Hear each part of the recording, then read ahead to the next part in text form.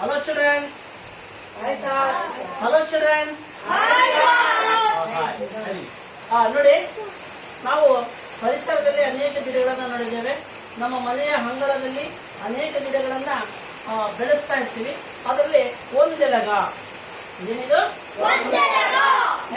ಬ್ರಾಹ್ಮಿ ಎಲೆ ಅಂತಲೂ ಕರೀತಾರೆ.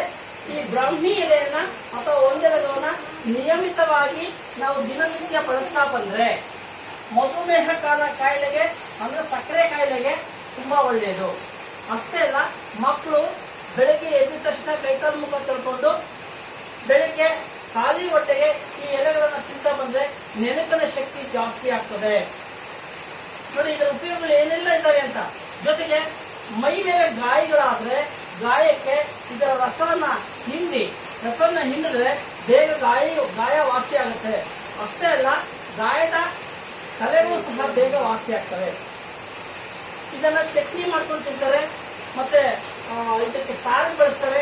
ಕೊತ್ತಂಬರಿ ಸೊಪ್ಪು ಯಾವ ರೀತಿ ಬಳಸ್ತೀವಿ ನಾವು ಒಗ್ಗರಣೆಗೆ, ಅದೇ ರೀತಿಯಾಗಿ ಈ ಸೊಪ್ಪನ್ನು ಬಳಸೋದ್ರಿಂದ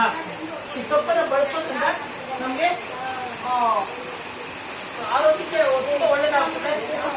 ದೇಹದಲ್ಲಿ ಮಧುಮೇಹ ಕಾಯಿಲೆಗಳನ್ನ ಕಡಿಮೆ ಮಾಡಬಹುದು. ಅಷ್ಟೇ ಅಲ್ಲ, ಇದು ಬಾಯಾರಿಕೆಯನ್ನು ತುಂಬಾ ಕಡಿಮೆ ಮಾಡ್ತದೆ. ಇದರ ಉಪಯೋಗಗಳು. ಮುಖ್ಯವಾಗಿ ಮಕ್ಕಳ ನೆನಪಿನ ಶಕ್ತಿಗೆ, ಜ್ಞಾಪಕ ಶಕ್ತಿ ಹೆಚ್ಚಾಗೋದಕ್ಕೆ ಈ ಎಲೆಗಳನ್ನ ಹೆಚ್ಚಾಗಿ ಬಳಸ್ತಾರೆ. ಇದನ್ನ ತುಂಬಾ ಪ್ರತಿ ದಿವಸ ಬೆಳಗ್ಗೆ ಖಾಲಿ ಹೊಟ್ಟೆಗೆ ತಿನ್ನೋದ್ರಿಂದ ನಮಗೆ ಜ್ಞಾಪಕ ಶಕ್ತಿ ಹೆಚ್ಚಾಗ್ತದೆ. ಅರ್ಥ ಆಯ್ತಾ ಮಕ್ಕಳೇ? Okay, thank you.